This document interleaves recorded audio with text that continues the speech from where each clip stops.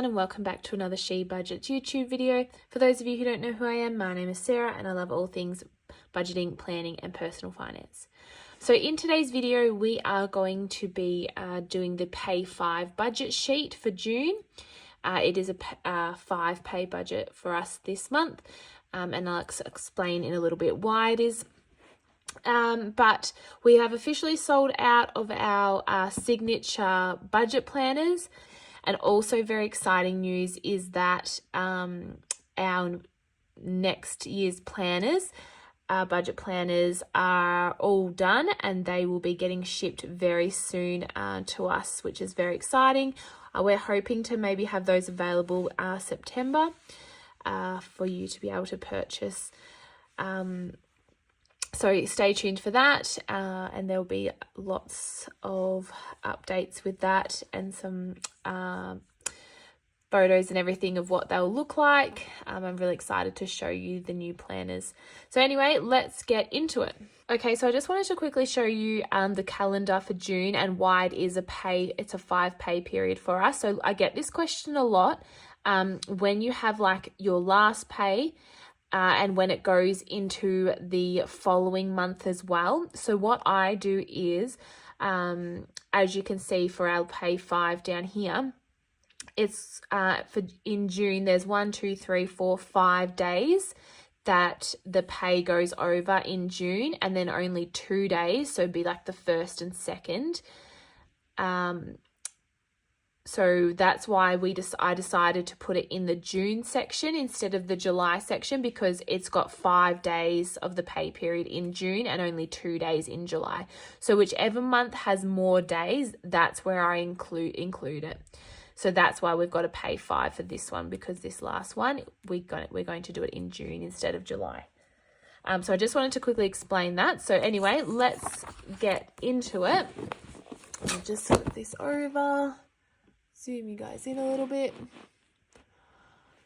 All right, so it's the 26th to the 2nd of July is the pay period that it spans over. And our income, so Cohen and myself, we didn't have any extra coming in from any other areas, so it's just those two. So Cohen, his pay was really good this week.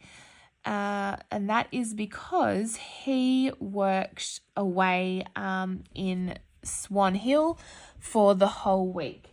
So he got working away allowance, travel allowance, worked overtime a bit. So that's why his pay is like that extra 1,000. So that's why. And then mine is my normal pay with also, however, a little bit from She Budgets each week. So the total we're working with for this pay period is $3,659. So moving on to our fixed expenses. So we first have LMCT Plus. That's like just this membership where you can like win prizes. Colin really wanted to sign up for that. So we've got that. We then have Colin's car insurance, which went up. Sorry, my cat is being really annoying. I don't know if you can hear her. So our car insurance, that's coming out on the 27th. It actually went up. It's now $68 a fortnight. I don't know whether I should probably look into if we can get a bit cheaper or not, because it did go up by like $16 a fortnight or something. Everything's going up though, isn't it? Our mortgage is on the 28th, and that's $608 a week. We then have utilities on the 28th as well. We direct debit to our utilities each week. Colin's gym membership is $19 a week. We then have our cleaner who comes every Monday. And that is on the 1st, $100. We then have our house insurance comes out. This comes out monthly, and that is coming out on the 2nd, and that is $101 each month.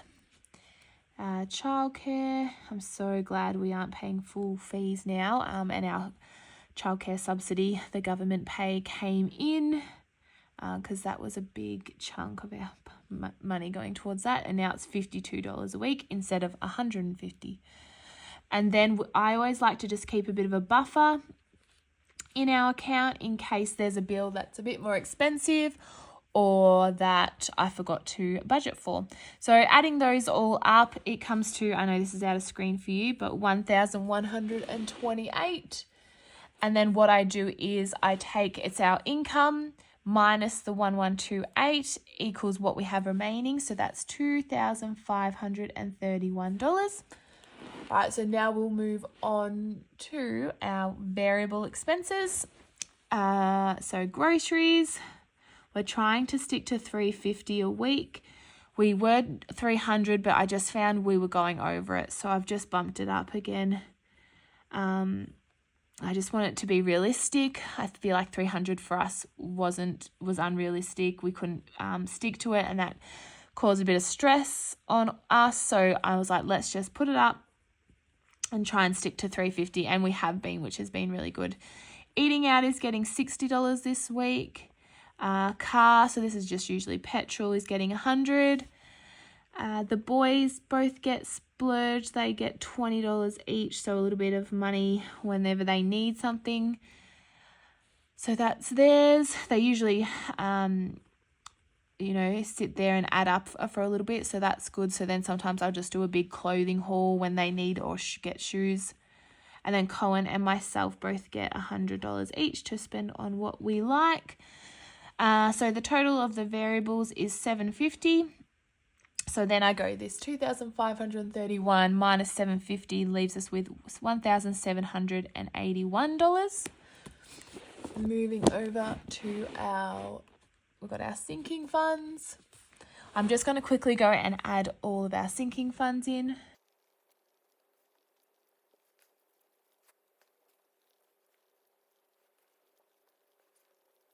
Okay, so these are our current sinking funds that we are working on. So boy's birthday, Sonny's has already been. His was the 1st of June, and Teddy's is coming up next 22nd of July.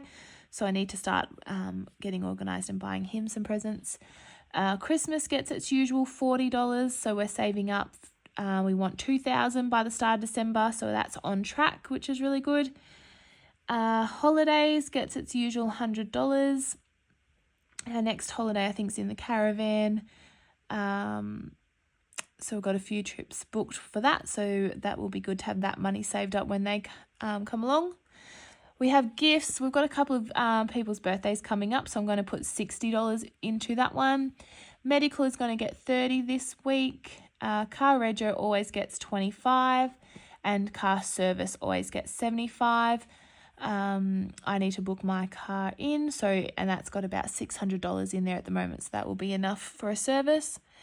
House this week is getting $30, family fund $20, events is just getting $10. We don't really have anything big event coming up that I know of, so I'll just slowly put a little bit in that, so when something does come up we have a bit in there. Union fees for Cohen is $20. Clothing this week isn't getting any. It's got a bit in there, so I wasn't going to put any in that this week. Giving is getting $15. School, Teddy starts school next year, so we've been saving up to pay the fees and for the uniform, so $50 into that one. Father's Day is also, we're starting to save for that, so $20. And then miscellaneous is pretty drained, so I'm going to put $100 in there just to top that up. So that total for our sinking funds is $610. So then I take that remainder from the other side minus the $610 leaves us with $1,171. And I like to call this leftover. People can use it for whatever they like. If they need more sinking funds, you might put it there. You might not need to use this box, but it's just there, for whatever you would like to use it for. I like to use it for, so I'm going to have challenge. I'm doing the 52-week challenge in the budget planner book, which has been really good. And we're going to put, I know there's not a $71 amount, but I'm going to tick off 2 this week.